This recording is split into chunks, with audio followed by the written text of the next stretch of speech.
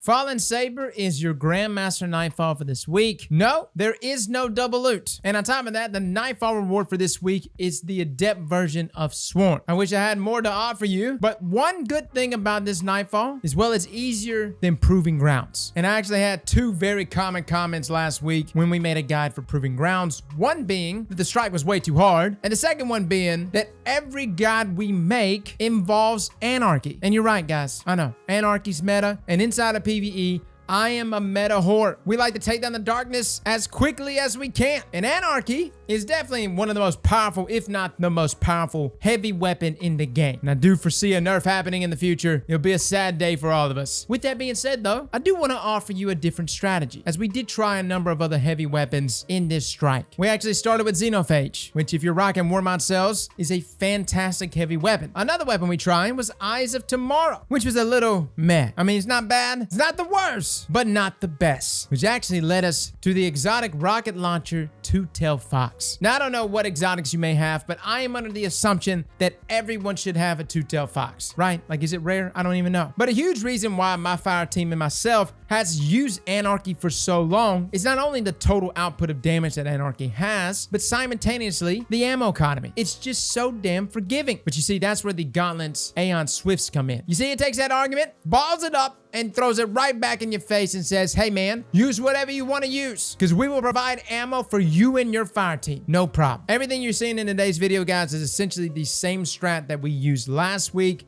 in our optimal guide. 1 Revenant, 2 Chaos Reaches, kind of a glass cannon build. And I will say, if you are having trouble getting through this Nightfall, trading out 1 Chaos Reach for either a Well of Radiance or even for an Ursa might be a guaranteed way to getting through this Nightfall. Mod-wise, Les and Bombat both are both taking advantage of the mod Focusing Lens, essentially your light abilities do bonus damage to combatants affected by stasis. Myself, I was using the Revenant subclasses with Whisper of Hedrons, Whisper of Bonds, as well as Whisper of Durance. Same aspects as last week: Grim Harvest, Winter Shroud, Dustfield Grenades, as well as the combination of both Resonant Siphon, which allows me to gain stasis ability energy whenever we would stun a champion, in combination with Glacial Inheritance. Defeating targets with your stasis super refunds super energy. Now, champion wise, you're going to be dealing with barrier champions and overload champions. Arachno is also present in this Nightfall, which is extremely annoying. Be prepared for lots of those web mines being dropped. Also, S.A.B.E.R Protocol, incoming solar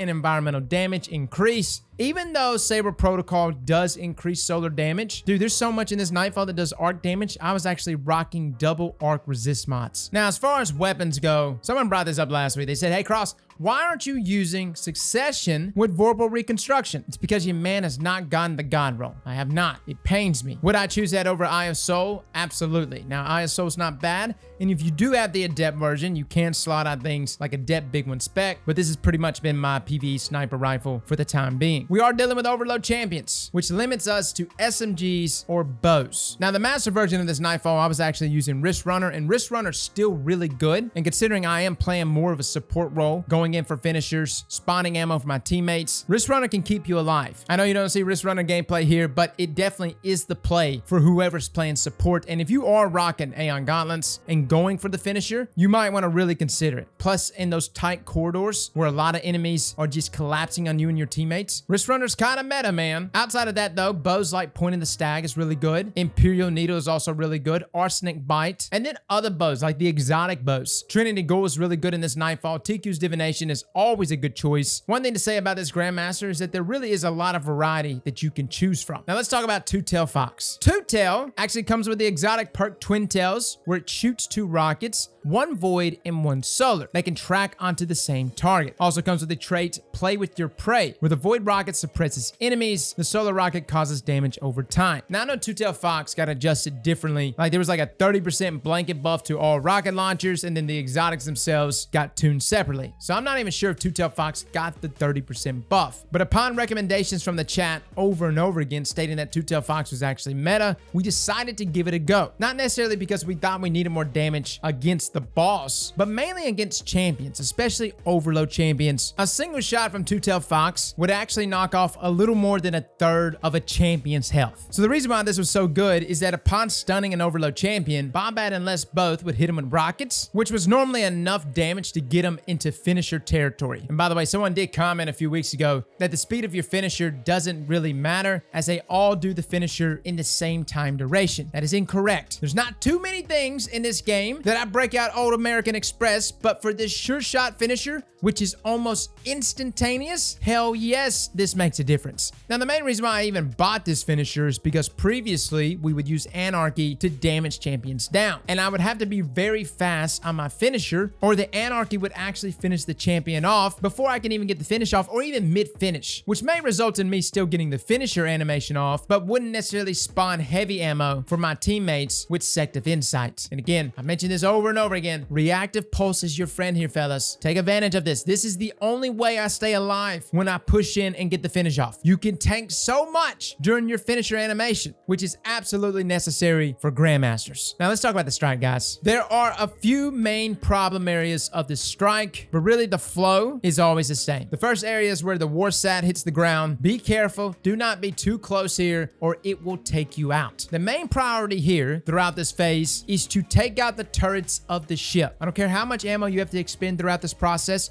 Take them out. They will wreck you. Immediately shoot those turrets out and deal with the ads accordingly. Now you have the one ship there. There'll be a number of waves. You can actually step off of that cap zone so that you don't have ships on the backside of you also spawning. That way you can deal with all the ads at your front first, then step on the Warsat, start capping that zone again, and then proceed to turn around and deal with the next ship of ads. Again though, priority number one is to deal with the turrets. And what we actually did was just back up completely, got behind some cover, and just sat there and sniped those turrets. I know it's not showing damage numbers, but you're doing damage to them, and you definitely want to take them out. There are times that if you are too far away from the ship though, the turrets will go back into the ship, but they will reappear as soon as you get in close enough proximity. So make sure you are kind of close enough, or at least have someone on your team close enough to get those turrets out, and then just take each one of them out together. That's really the only difficult part about this area, but it is an area that we had to restart on a couple times, because if you die in a bad spot here, it is hell trying to get you back up with all these ads running in here. But again, the beautiful thing about Aeon Gauntlets, try to spawn as much heavy ammo for your teammates as you can. Get those finishers off. Don't overexpose yourself. And what I would actually do is just like deal with the trash ads first and simultaneously get a stun or two off on a champion, and then eventually deal with them when it was safe enough to actually get there and get the finish off. And again, reactive pulse really does make a big difference here. Now the second area, this area was also another problem area. A lot of ads in here, and they come out in waves, and they come out pretty fast. Some of them are invisible, so it's kind of difficult to see these ads. Since I'm not able to actually even spawn heavy ammo for myself, I'm only able to spawn it for my fire team. I was still rocking Anarchy, and Anarchy in this room is still really good. Place it in the doorways so that even when those invisible vandals do come out, those Anarchy shots will go off and tag them up. Outside of that though, you want to open up with the Chaos Reach Super to start clearing ads.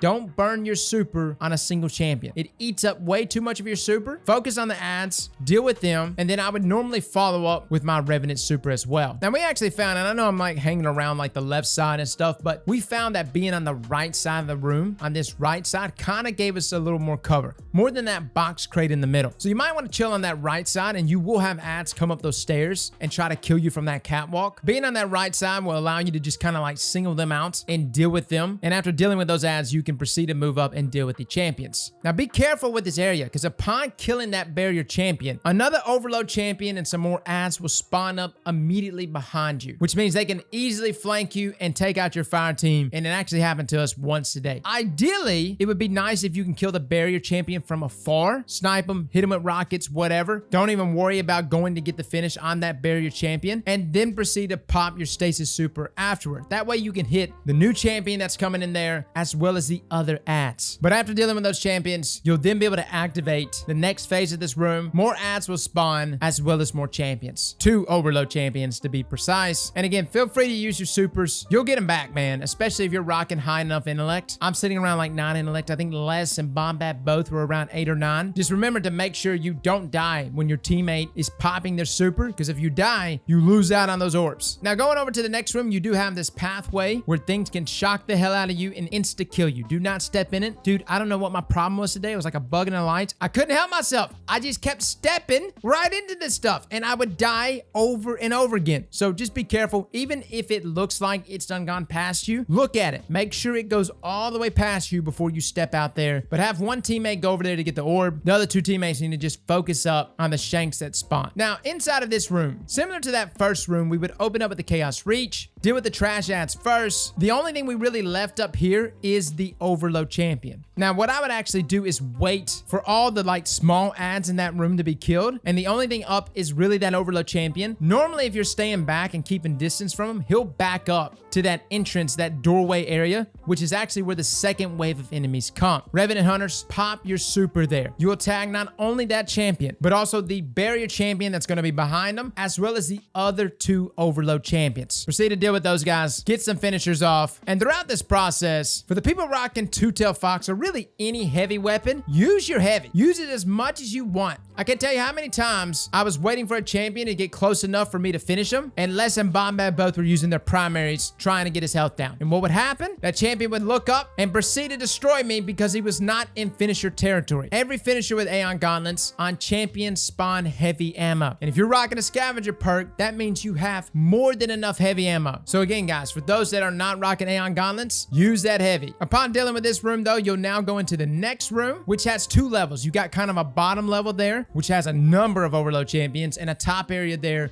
where there's like a barrier champion that's simultaneously shielding all the ads around them. Deal with that barrier champion first and those ads. And what we'd actually do is like Bombad and Les would deal with the barrier champion, and I would just go there kind of to like the left wall and proceed to drop like stasis down on these fallen enemies, just to kind of tag them and keep them in place, allowing for Les and Bombad to move up and deal with that barrier champion. Next comes the fun part. You got to deal with like 3 Overload champions, which really isn't as bad as you think. If you're rocking things like stasis, throw a shuriken out there, mess them up, throw a dustfill grenade out there if you really want to lock them in place. This is a great opportunity, and this is why I say use as much heavy as you want, because you have 3 back-to-back champions right here in close proximity, which are very easy to all finish off, thus resulting in lots of heavy ammo being spawned for your team.